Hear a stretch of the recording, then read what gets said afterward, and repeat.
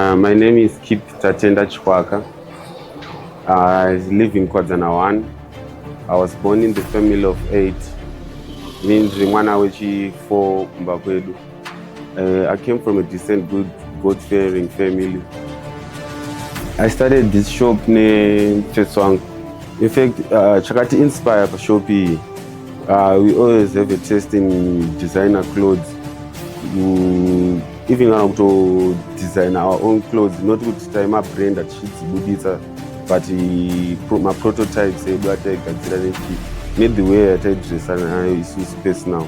And I garage na kilo you can garage funza jacket trago jean trago. Then someone came up with the idea kono ngi kuchagazeni hembe dzashomupota mchitase uchitengesa seems like kuti munenge mune taste nyaya dzehembe. Then I started with Feswanga in Tanya. Tanya, he moved out about 2 years ago. I faced all my personal issues. Then he had to relocate from Kuwadzana to Ruo. But he still, I can't at that same shop Ruo. Shop no yakatombosara yakavhara. Because I wasn't that interested in mazviri, but nangoro munhu aingomubatsira pakuhodha nekuselecta type dzehembe nechi.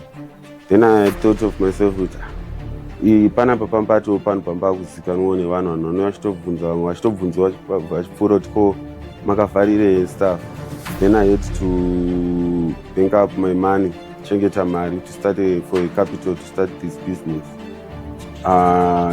Say upcoming unongosina ma-financial support, unongosiri financial stable. Vashomana vanenge vachikwanisa kukubatsira munhu iswa unokumbira mari obviously nesama personal issues ake anenge achida kukwanisa kuchikavhira. So I had to go through a lot, save a mari, chitoti my piece job, this and that, until I had come up with a capital and ndakakwanisa kuzoraisa ndobva ndachistata hembe dzangu. I only started with few clothes, about 6 to 7 jeans and 7 t-shirts. But as time goes on, ramba ndichishingirira ndichipusha, ndakagadzirisa shade, ndakagadzirisa slab, tanga tichawedzerawo stuff, zvichiri kungoendekawo zvakanaka. Because mostly vanhu vanofunga kuti zvekupfeka ma-designer clothes or ma-label clothes zvine age or what. No, hazvina age. Munhu wese anoda hembe yakanaka, munhu wese anoda designer clothes. The difference is there is a certain age yekuti anoda hembe nema-prints like the one I'm wearing. Kuna vanhu vanoda hembe dzine ma-prints, dzine art and stuff.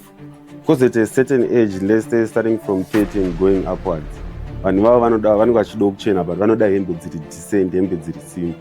So muma-designer clothes dzinowanika all type of clothes.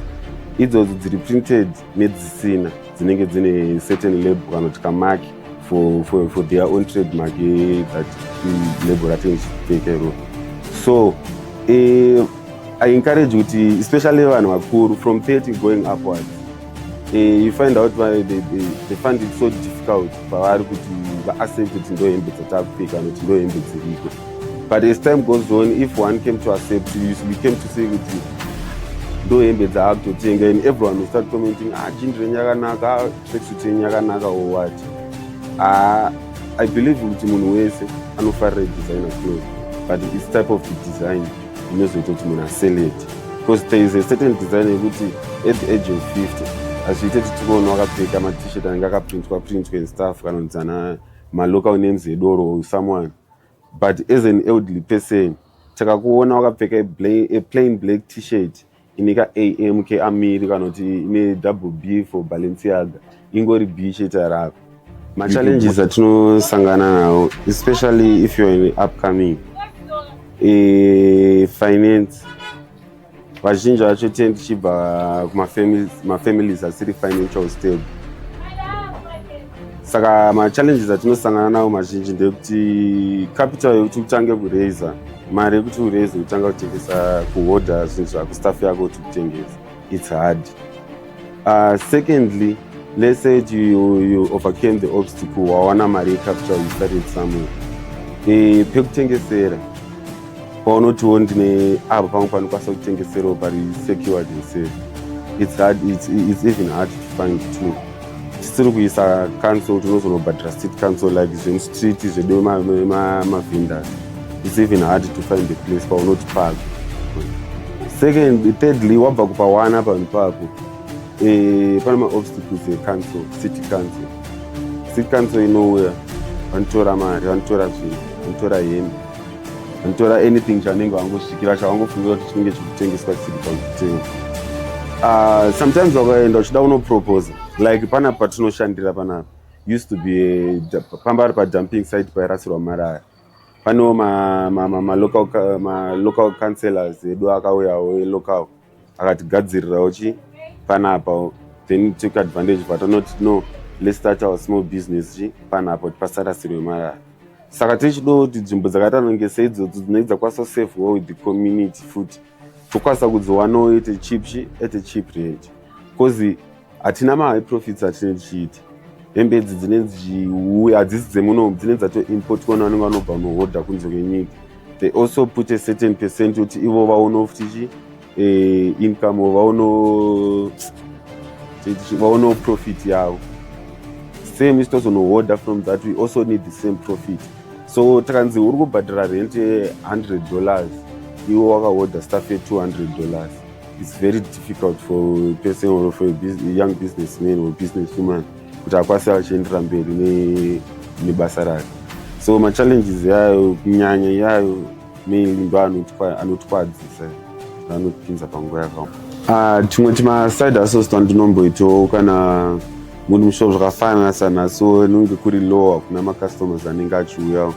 Maybe some certain times tozo expect macustomers masikati kana masoro doko. Ndine mafriends angu amaneighbors angu andosenzesana nawo vane baba necar wash. Kana kuri busy kwavo kwangusiriwo busy, tikwanisa kumboenda ndichimbonovabatsirawo chimbonotuma $2, $3, $4, $5 tokutiwo, because hazisi everyday munotengwa hembe hadzitengwa everyday. Some days you can go for 3, 4, 5 days, maybe to a week, dzimwe nguva usina kumbotengesawo. Saka pane pachida futi mari yekuti ukwanise kuramba uchisurvive uchikipa on, because unenge uchida chikafu inoti mabasic needs and stuff tinenge tichidiwa.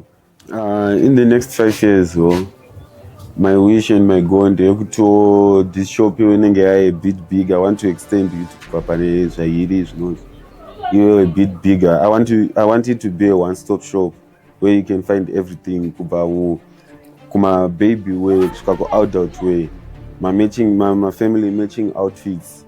Ndichida kuti zvese izvo zvinge zvichiwanika, because mostly wakatenderera you find kuti kune madrip store akawanda, but vanhu vanonyatsotengesa drip madesigner clothes evana from the age of 5, let's say to 12 years, they are few, vashomani. So I want like zvinhu zvakadaro mushop mangu kuti for the next 5 years ndinoenda kukwanisa kutengesa matching outfits for the family, matching outfit for the kid and the father, or for the mother and the daughter, or for the couples vari two. I want all of those things to be here in my shop. Kubva kubhutsu, maslopes, masummer wear, winter wear, all type of clothes, as long as dzingori designer clothes and stuff. And also, if it's possible, I want to start my own designer clothes through my designer line brand too.